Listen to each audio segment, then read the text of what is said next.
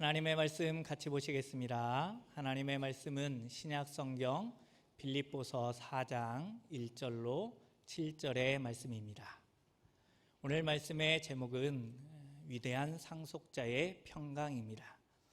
빌립보서 4장 1절로 7절의 말씀, 제가 한 절, 성도님들께서 한 절 교독으로 말씀을 보시고 7절은 같이 읽도록 하겠습니다. 그러므로 나의 사랑하고 사모하는 형제들, 나의 기쁨이요 면류가 아닌 사랑하는 자들아, 이와 같이 주 안에 서라.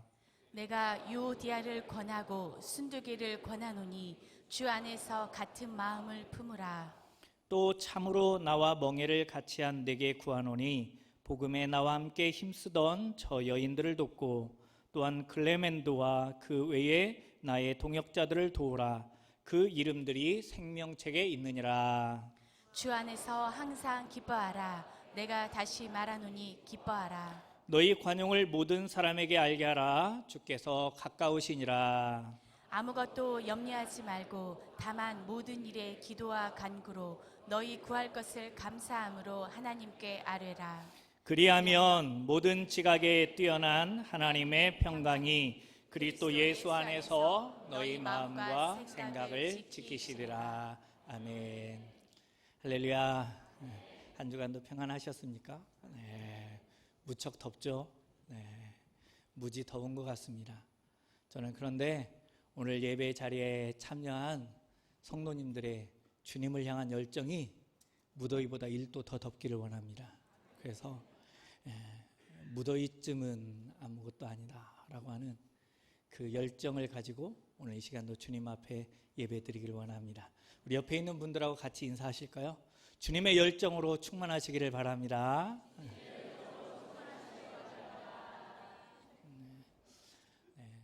오늘 저는 제가 군 교회를 섬기면서 군 교회를 두 번째로 리모델링 할 때의 이야기를 좀 같이 나누려고 합니다.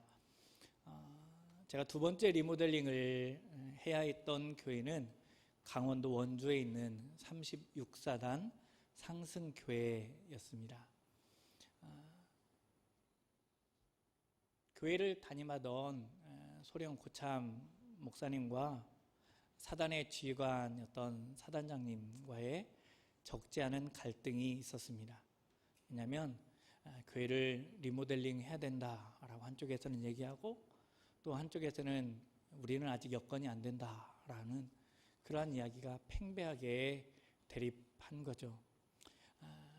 그러다 보니까 이 소령 고참 목사님이 아직 인사 시즌이 되지 않았음에도 불구하고 먼저 그 부대를 이렇게 떠나는 그러한 모양새가 되었습니다. 그 자리를 채워야 되는데 그 자리는 늘 소령 고참들이 이렇게 근무하던 자리였거든요. 그런데 시즌이 아니다 보니까 이렇게 인력 충원이 되지 않는 거예요. 그래서 아무 소리 안 할 그런 대위급에서 끌어다가 이렇게 거기다 넣었는데 그래서 뽑힌 사람이 저였습니다. 졸지에 대위가 소련 고참들이 근무하는 부대에서 참모의 역할을 감당하는 그러한 위치에 있게 된 거죠. 어찌 보면 이것이 저의 군생활, 저의 신앙생활의 기회이자 위기였던 것 같습니다. 아니나 다를까 신고하고 얼마 되지 않았을 때에 사단장님께서 차 한잔 하자고 하시더라고요. 그래서 딱 갔더니 사단장님께서 지금까지 근무하던 이야기를 쭉 꺼내는 겁니다. 저는 제 근무하던 지휘관으로 근무하던 모든 부대에서 교회를 건축하거나 리모델링을 했습니다. 저는 여기서도 교회를 리모델링하고 싶습니다 라는 그러한 얘기였어요. 제가 우리 교회 형편을 보았습니다. 교회 형편을 보니까 한 20여 가정 이렇게 나오는 교회였습니다. 새신자들 포함해서. 교회 1년 예산이 신교대 예산 포함해서 1억이 채 안 되는 교회였습니다. 그런데 리모델링을 하려면 적어도 최소한 8천만 원 이상이 소요되어지는 그러한 공사를 벌여야만 했습니다. 물론 나중에 그 모든 건축원금을 결산했을 때는 1억 5천만 원 정도의 그러한 결산을 거두는 그러한 은혜가 있었지만 당대에는 아무것도 없었습니다. 아무것도 없는 가운데에 그렇게 교회가 아름답게 건축되어졌습니다. 그런데 문제는 여기에서 발생이 되었습니다. 주일을 앞둔 토요일 날 저녁에 그 리모델링 한 지 얼마 안 된 교회가 천장이 무너져 버린 겁니다. 사진 한번 띄워주실까요? 강대상 쪽에서 찍은 사진인데요. 강대상 쪽으로부터 시작해서 저 뒤편에 있는 곳까지 모든 곳이 다 무너져 버렸습니다.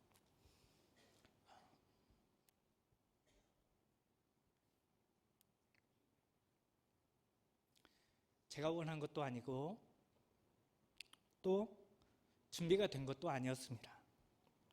모아둔 재정도 있는 것도 아니었고, 그래서 전국에 있는 큰 교회들에게 교회 후원 요청서를 보내고 전화도 드리고, 원주에 있는 큰 교회 목사님들은 다 한 번씩 찾아가서 만나 뵙고 도움을 구하였습니다.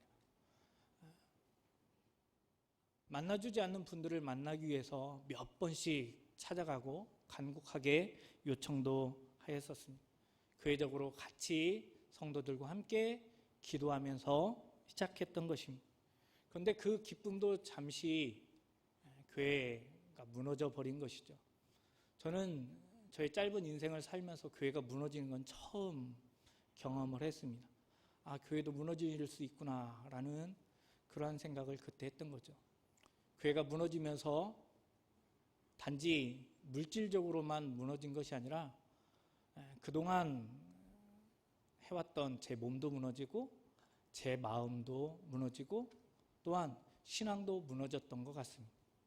내일 당장 주일에 성도들에게 뭐라고 얘기하고 병사들에게는 뭐라고 얘기를 해야 될까라고 하는 그러한 답답한 상황이었습니다. 거기에다가 함께했던 지휘관도 떠나간 지 얼마 되지 않고 새로운 지휘관이 오신 그러한 시점이었던 것이죠. 그런데 저만 그런 것이 아닌 것 같습니다. 오늘 본문에 나오는 빌립보 교회 역시도 그러한 무너짐의 모습이 있었던 것 같습니다. 바울은 소아시아 지역에서 하나님의 복음을 전하는 선교 사역을 감당하기를 원했습니다. 그런데 하나님께서 그 바울의 사역을 계속해서 막으시는 거예요. 그러던 중에 마게도냐 사람 한 사람이 손짓하면서 와서 우리를 도우라라고 하는 그 환상을 보게 되는 거죠. 아, 바울은 이게 하나님의 뜻이구나 라는 생각을 가지고 마게도냐 지경의 첫 성이었던 빌립보라고 하는 곳에 이르러 루디아와 함께 이렇게 예배를 시작하게 됩니다. 그러던 중에 집요하게 바울 일행을 쫓아다니던 점치는 귀신 들린 여종을 고쳐주는 사건이 있죠. 그런데 이 일 때문에 공교롭게도 마게도냐의 선교의 환상은 여지없이 깨져버립니다. 왜냐하면 바울이 바로 빌립보의 깊은 감옥에 갇히게 된 것입니다. 이해할 수 없는 상황이 벌어진 것입니다. 그런데 그곳에서 자결하려던 간수를 만나고 그의 가정을 구원함으로 말미암아서 빌립보 교회가 태동을 하게 된 것입니다. 그렇게 하나님께서 환상으로 보여주셨고 또한 감옥 속에서 어찌 보면 시작된 그러한 교회였습니다. 그런데 그 교회에도 무너짐의 역사가 나타나고 있었다는 것입니다. 빌립보서 1장 30절의 말씀인데요. 우리 같이 한번 읽어보실까요? 너희에게도 그와 같은 싸움이 있으니 너희가 내 안에서 본 바요 이제도 내 안에서 듣는 바니라. 아멘. 외부적으로 바울의 계획을 꺾고 고난과 핍박으로 세워진 교회가 바울이 당했던 것처럼 바로 유대인들의 핍박을 당하고 있었던 것입니다. 그 당시에 정치와 경제와 문화의 지배권을 가지고 있던 그러한 유대인들의 세력에 의해서 경제적인 압박이 시작되고 있었습니다. 뿐만 아니라 육체적인 핍박도 역시 당하고 있었다는 것입니다. 여기 말씀해 보면 그와 같은 싸움이라고 말하고 있는데 이 싸움이라고 하는 단어는 그 당시에 원형 경기장에서 검투사들이 서로의 생명을 걸고 싸웠던 싸움을 지칭하는 말입니다. 그러니까 빌립보 교회 성도들이 싸웠던 싸움은 그냥 싸움이 아니라 자신들의 생명을 내놓아야만 하는 그러한 치열한 싸움이었다라는 것입니다. 빌립보 교회 성도들이 그러한 외부적인 싸움을 견딜 수 있었을까요? 내부적으로 보게 되면 마찬가지였습니다. 빌립보서 3장 2절 말씀에 보면 그렇게 얘기합니다. 개들을 삼가고 행악하는 자들을 삼가고 또한 몸을 상해하는 일을 삼가라 라고 권면합니다. 개와 행악자라고 칭할 정도로 바울이 그렇게 험한 말을 할 정도로 빌립보 교회의 순수한 복음을 훼손하는 무리들이 교회 안에 있었다는 것입니다. 그들이 교사로 또한 성도로 지도자로 있었다는 것이죠.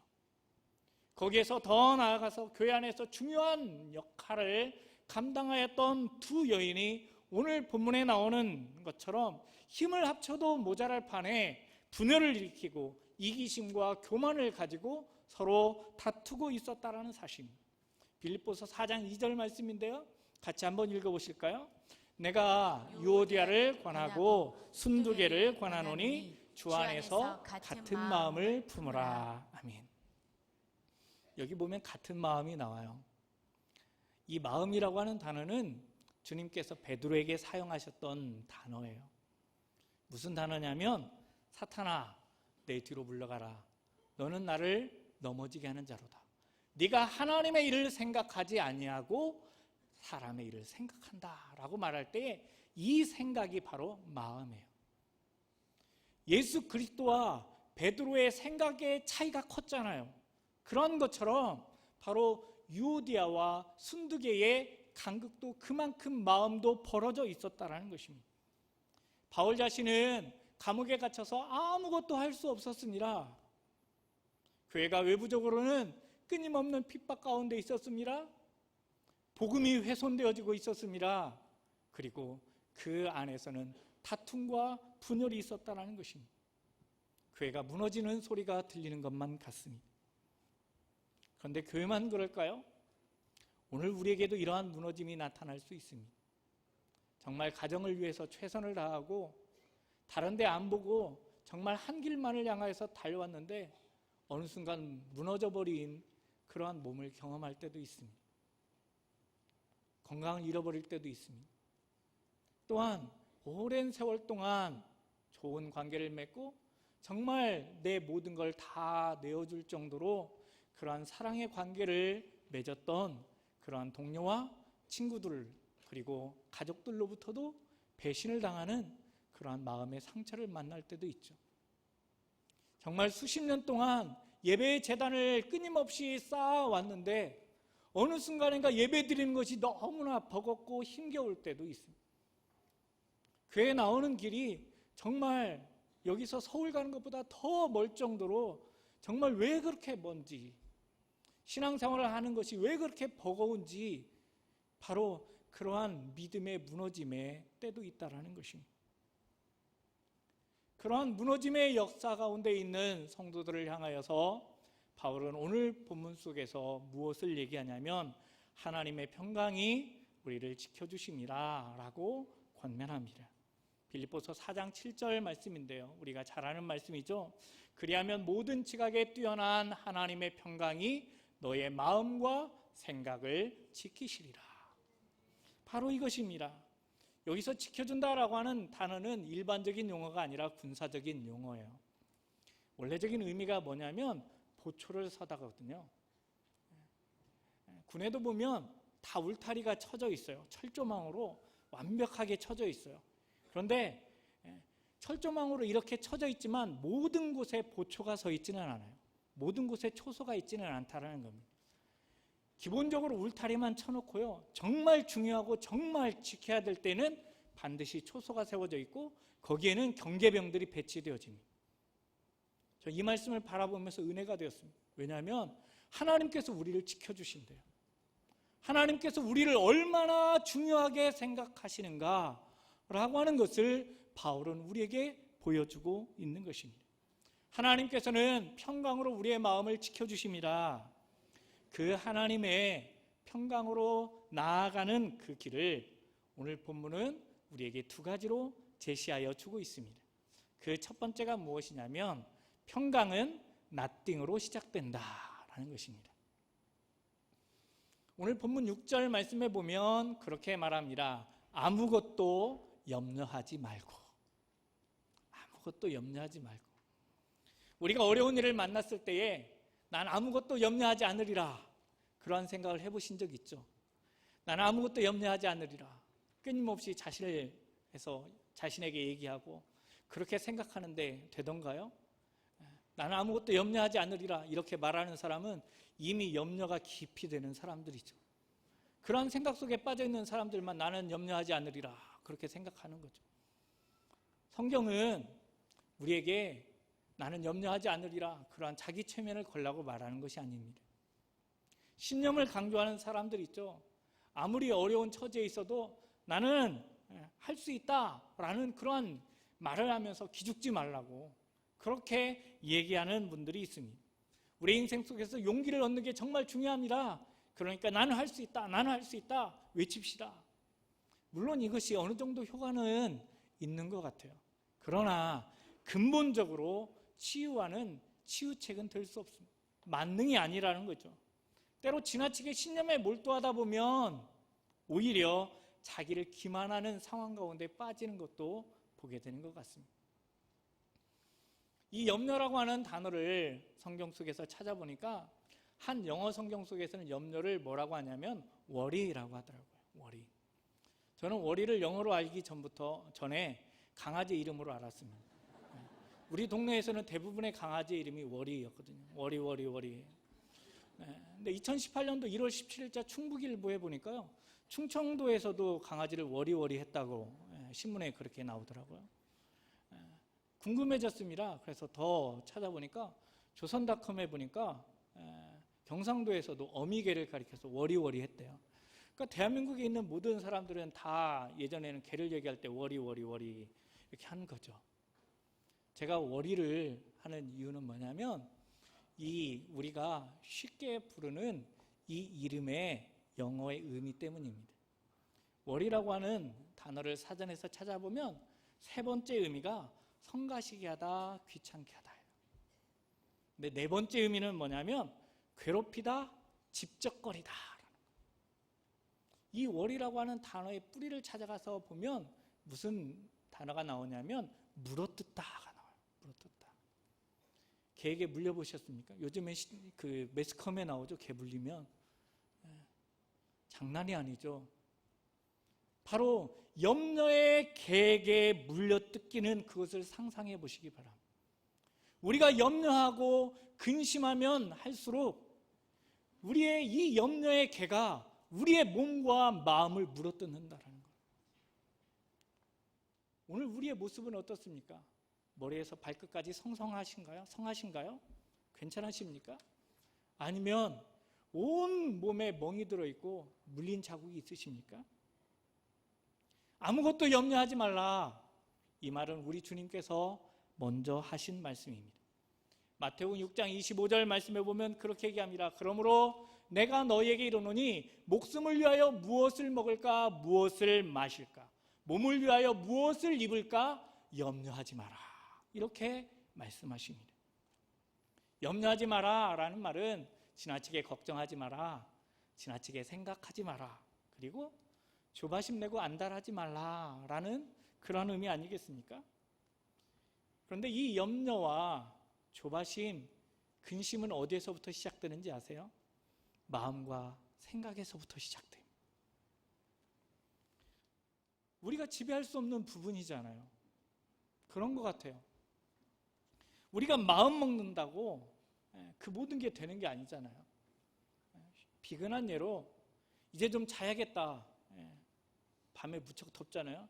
그러니까 이제 좀 자야겠다라고 마음 먹으면 잠이 오던가요? 잠이 잘 안 오죠. 양을 100마리를 세보세요. 잠이 오는지. 잠이 안 와요. 그러다 보면 어느새 1000마리까지 셀 수도 있어요. 그러니까 사람들은 무엇을 복용합니까? 수면제를 복용하죠. 얼마나 자고 싶으면 약물에까지 의존을 하겠습니까? 그렇다고 하면 이 처방전은 무엇일까요? 사람들이 하는 근심의 97% 이상은 전혀 일어나지 않을 일입니다. 그런 얘기 우리 다 알고 있잖아요. 이런 병은. 근데 이러한 얘기를 내가 알고 있다고 이게 나의 인생을, 나의 심령을 치유해 주느냐라는 겁니다. 치유해 줄 수 없죠. 처방전은 그래서 따로 있는 것입니다. 오늘 본문 5절과 6절 말씀을 우리말 성경으로 한번 같이 보실까요? 같이 읽겠습니다. 주께서 가까이 계십니다. 아무것도 염려하지 말고. 아멘. 주께서 가까이 계십니다. 아무것도 염려하지 말고. 여기서 말하는 가까이라고 하는 단어를 보니까요, 가까이라는 단어는 뭐뭐해라는 단어와 손이 결합된 말이더라고요. 그러니까 이 말을 굳이 해석하자면 손 닿는 곳에, 손 닿을 만한 거리에. 이 말씀은 바로 이런 거죠. 주님께서 손 닿는 거리에 계십니다. 아무 염려하지 마십시오. 그래서 맥스 루케이도 목사님은 이렇게 얘기합니다. 주께서 가까우시니라. 그러므로 아무것도 염려하지 말라. 그렇습니다. 우리가 아무것도 염려하지 않을 이유는 주님께서 공간적으로나 시간적으로, 영적으로나 육적으로나 우리 손 닿는 곳에 내 가까이에 계시기 때문인 것이죠. 그래서 오스왈드 챔버스는 그렇게 얘기합니다. 우리의 모든 염려와 초조는 하나님을 빼고 계산하기 때문이다. 하나님을 빼고 계산하면 염려하고 초조하고 근심할 수밖에 없습니다. 그러나 내 손 닿는 곳에 계신 주님을 생각하면 염려가 아니라는 것입니다. 평강은 함께 하시는 주님을 믿고 아무것도 염려하지 않는 것으로 시작되는 것입니다. 바라기는 나의 인생 속에서 나의 손 가까이 계시는 그 주님을 믿고 신뢰함으로 나아가는 저와 사랑하는 성도님들이 되기를 축원드립니다. 두 번째로 생각할 것은 평강이라고 하는 것은 everything으로 완성된다라는 것입니다. 6절 말씀을 다 같이 한번 읽어보실까요? 다만 모든 일에 너희 구할 것을 감사함으로 하나님께 아뢰라. 아멘. 바울은 우리에게 아무것도 염려하지 말라라고 말씀하면서 내놓은 대책이 있습니다. 그것은 바로 모든 일에 기도와 간구로 너희 구할 것을 감사함으로 하나님께 아뢰라. 이것입니다. 저는 이 처방전을 가만히 들여다보았어요. 그랬더니 이 처방전에는 독특한 게 두 가지가 들어있습니다. 그게 뭐냐면 기도와 간구로입니다. 성도님들은 기도와 간구를 구별할 수 있을까요? 기도가 무엇입니까? 기도라고 하는 것은 기도하는 사람의 마음 자체가 하나님을 향하는 것, 이게 기도입니다. 전에도 제가 이 단에서 얘기한 적이 있는데 저는 기도하는 게 정말 싫었어요. 특히 밥상 앞에서 기도하는 거. 성도님들은 밥상 앞에서 기도하는 게 자연스러우신가요? 꼭 아버지께서 밥을 어머니께서 정말 맛있게 준비해 놓으시면 오늘은 누가 기도할까? 저만 아니면 되는데 꼭 저를 시켜서 밥상 앞에서 마음을 상하게 하는 거예요. 근데 이것뿐이 아니죠. 학교에 가니까 학교에서 점심을 먹어야 될 거 아니에요. 저녁도 먹고. 근데 점심을 먹으려면 또 교회 다니니까 기도는 해야 되죠. 성도님들은 학창시절에 기도하셨습니까? 밥 먹을 때? 그때 교회 안 다니셨나요? 기도하는 게 쉽던가요? 저는 남자들만 있는 학교에 다녔는데요. 기도하는 게 참 쪽팔렸습니다. 친구들이 그 기도하는 것 가지고 뭐라고 하거든요. 뭐라고 하면 그게 그렇게 싫어가지고 눈을 뜨고 기도하고 또 뭐 복화술이라고 하나요? 뭐 말은 안 하면서 막 그 혼자 중얼중얼 뭐 하는 거 있잖아요. 그리고 더 심할 때는 하나님 오늘은 1번이에요. 아셨죠? 뭐 이런 식으로 제가 기도했던 적이 있습니다. 존 메가더 목사님은 기도는 예배다라고 하는 책에서 우리에게 그렇게 얘기합니다. 경건한 기도는 소원을 나열하는 목록이 아닌 근본적으로 예배 행위입니다. 그러면서 이렇게 얘기합니다. 기도는 하나님의 뜻이 이루어지기를 바라고 모든 필요를 그분께 의지하며 우리의 무가치함을 고백하고 하나님을 찬양하는 표현 수단입니다. 가만히 들여다보세요. 기도가 무엇인지. 저는 여기서 한 명의 기도자를 좀 소개하려고 합니다. 다리오 왕은 다니엘을 광활한 제국의 총리로 삼을 계획을 모든 신하들 앞에서 공표합니다. 옛날이나 지금이나 정치판은 보면 참 그 시끌벅적한 것 같아요. 보면 시기심이 가득한 사람들이 참 많죠. 이때에도 그랬습니다. 이 다리오 왕의 인사 공표가 떨어지자마자 시기심과 질투심이 가득했던 신하들이 모여서 하나의 법안을 만들어내기 시작했습니다.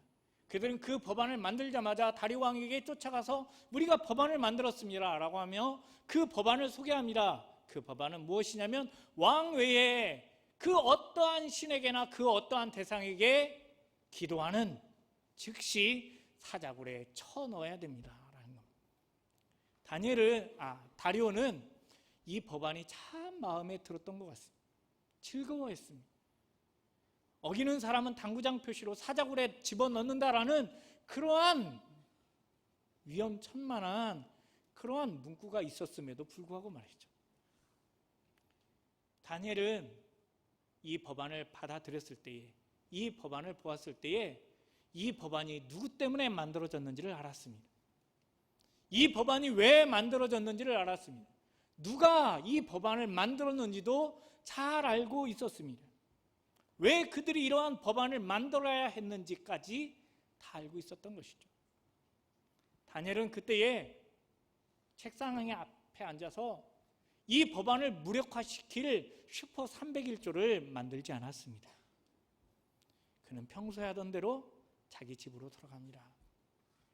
그리고 2층으로 올라가서 예루살렘을 향하여 난 창문을 열고 하나님 앞에 기도하죠. 다니엘이 기도하던 그 장면을 한번 상상해 보시기 바랍니다. 다니엘은 무슨 기도를 했을까요? 다니엘이 드렸던 그 기도를 다니엘서 6장 10절에 기록하고 있는데요. 메시지 성경으로 같이 한번 읽어보시겠습니다. 다니엘은 왕이 서명한 조서가 공표된 것을 알았지만 늘 하던 대로 기도했다. 그의 집 위층에 예루살렘 방향으로 난 창문이 있었는데 그는 거기서 하루 3번씩 무릎을 꿇고 그의 하나님께 기도하며 감사와 찬양을 올려드렸다. 아멘. 저는 이 말씀을 보면서 그렇게 생각했습니다.